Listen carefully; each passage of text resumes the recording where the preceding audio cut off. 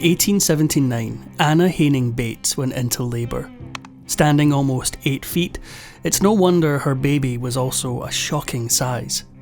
When her water broke, she lost 6 gallons of fluid. That's when the doctor came to a chilling realisation.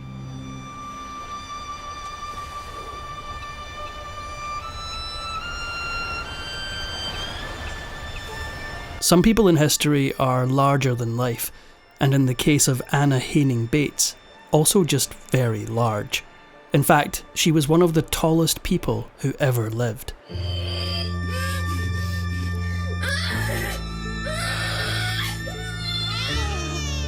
It's 1846 in Nova Scotia. Anne Graham and Alexander Swan, 2 immigrants from Scotland, have just welcomed their 3rd child, a baby girl. But this was no regular baby. Some sources suggest that the newborn weighed 13 pounds.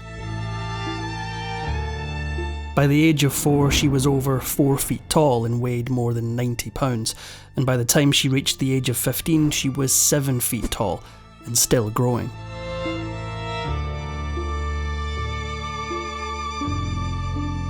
Although it was never officially diagnosed, it was later determined that Anna was born with gigantism, which occurs from a tumour in the pituitary gland, which in turn releases excessive amounts of growth hormone.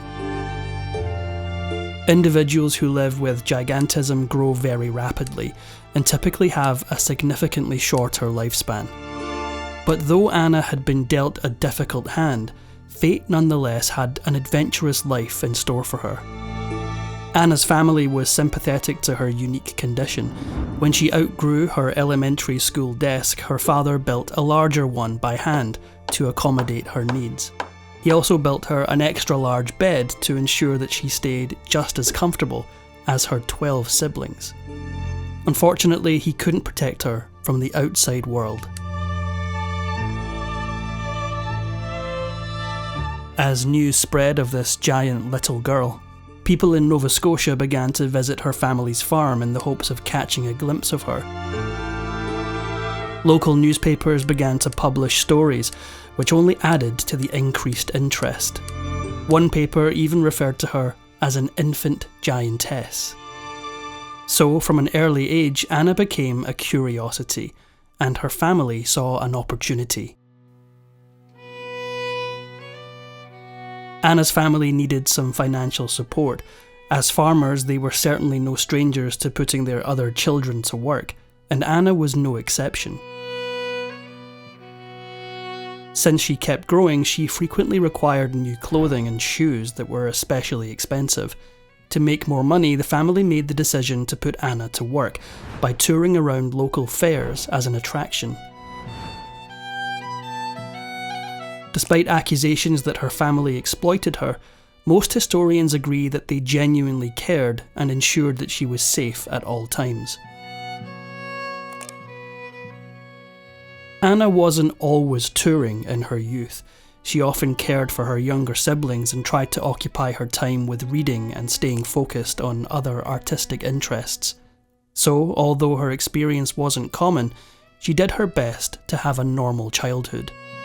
She also harboured a very normal dream, but sadly, it was doomed from the beginning.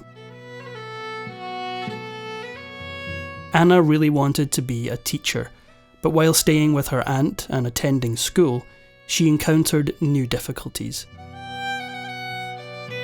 She found the classrooms physically constricting because of her size, and of course, people often gawked at her and made her feel especially uncomfortable. This experience ended her teaching aspirations, but thankfully, greater things were in store. In 1862, she relocated to America and took a job in the P.T. Barnum Museum as the Nova Scotian giantess. There she received tutoring and learned how to sing and play piano. The museum offered her jaw-dropping opportunities, many of which were unheard of at the time.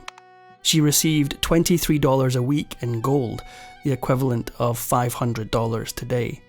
She was also provided a chaperone and given the ability to earn extra income from pictures sold of her likeness, Remarkably for the time, her contract allowed her to keep the rights to those images. During her tenure at the museum, Anna performed characters like Lady Macbeth and interacted with audiences in Q&A formats to detail her experiences as one of the tallest women known to man. This experience was largely positive for her, as she got to control her narrative instead of merely being a freak.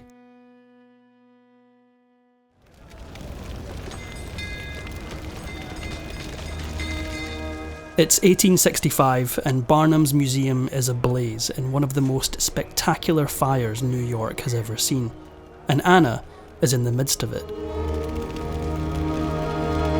The stairwell is ablaze and Anna, who weighs nearly 400 pounds, is far too large to fit through a window. Somehow, with the help of 18 people who carried her, she managed to escape. Heroically, she had helped others escape before her, and in doing so, almost doomed herself.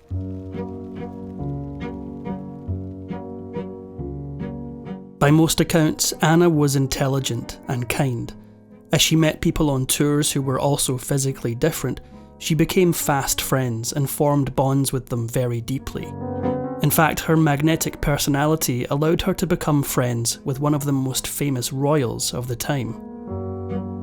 Anna became no stranger to travelling the globe. She made the rounds all over Europe and the United States. In 1863, she even befriended Queen Victoria while touring as an attraction in Europe, and the two became unlikely friends. Anna attracted many suitors. It's said that she received numerous proposals, but because of her career as a performer, she chose to decline those offers. It was difficult for her to ascertain whether someone was being genuine or just wanted her money. But then she met a man who made her believe in true love. No, not him, the big guy, yeah. While at a circus in Halifax, Anna couldn't help but spot Martin Van Buren Bates, a man who was also pushing 8 feet tall. Naturally, Martin spotted Anna too, and so did a promoter, which led to a few interesting developments in both her career and her love life. Anna married Martin in 1871 in London, after the couple fell madly in love and began touring together in the circus. In 1861, after Queen Victoria lost her husband, Prince Albert, she fell into a deep state of depression and grieved for the rest of her life. But her personal loss didn't diminish her appreciation for other people's love stories. In 1871, when word spread that Anna had found love, the Queen decided to do something special for her. She gifted her a bridal gown that was made of 100 metres of satin and 50 metres of lace and embroidered orange blossoms. Rumour has it that Queen Victoria arranged for the Bates' wedding to take place at the church of St. Martin in the Fields. Anna Bates returned to Buckingham Palace after receiving an invitation from the Queen to visit, and received a diamond ring. The bridegroom also received a gold watch. Together, the couple later went on to meet with the Queen at least twice more. A year after marrying, Anna and her new husband purchased a farm in Ohio and built a house that could accommodate their lofty statures. The main part of the structure had unique specifications like tall ceilings and wider doorways, with all of the furniture being custom built. But the couple decided to ensure that the back part of their home was of average size in order to suit the needs of both servants and guests. Anna was an animal lover. She disapproved of horse racing, and on her farm she made it a point to take in animals that had retired from the circus. In 1872, still newlyweds, Anna and her husband conceived their first child, but it ended in tragedy. On May 19th, a baby girl weighing 18 pounds died at birth. 6 years later, Anna became pregnant with a son. On January 18th, 1879, her water broke, and she reportedly lost 6 gallons of fluid. She was in for an extremely rough labour. As the hours passed, the doctor came to a disturbing realisation. Anna's baby was so big, the doctor couldn't fit his forceps around its head. To usher the child into the world, they placed a bandage around its neck and pulled. He was a whopping 23 pounds, and Martin later wrote, "He looked at birth like an ordinary child of 6 months." But tragically, this was another doomed birth. After just 11 hours of life, her baby boy had died. Posthumously, he received a Guinness World Record for being the largest newborn ever recorded. The loss of this second child took an incredible toll on Anna. She fell into a deep depression and no longer wanted to tour. She withdrew from social life to cope with her pain. Although she later attempted to tour with the circus again, she ultimately had to withdraw.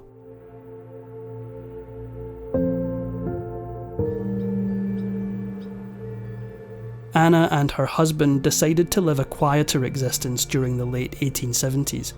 By the spring of 1880, Anna spent her time solely on the farm, and she and Martin became more heavily involved with the Baptist church. In 1888, after having struggled with tuberculosis and thyroid issues, Anna died from heart failure during her sleep, just one day before her 42nd birthday.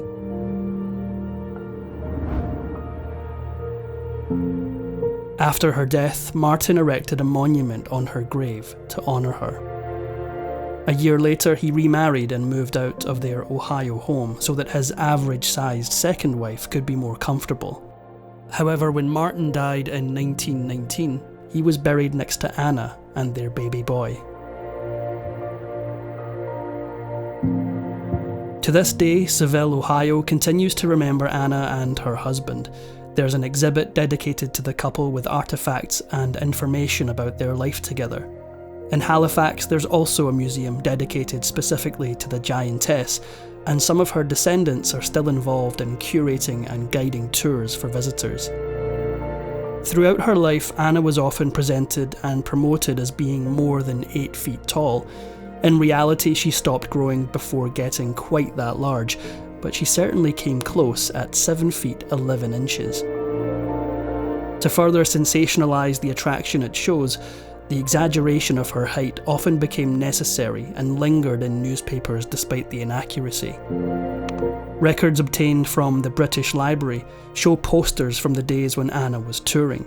She was advertised as the largest woman in the world and received top billing over Chang and Eng, the original Siamese twins, who were massive stars in London at the time. Anna's placement above them as headliner continues to serve as a reminder that she attracted crowds as large as she lived.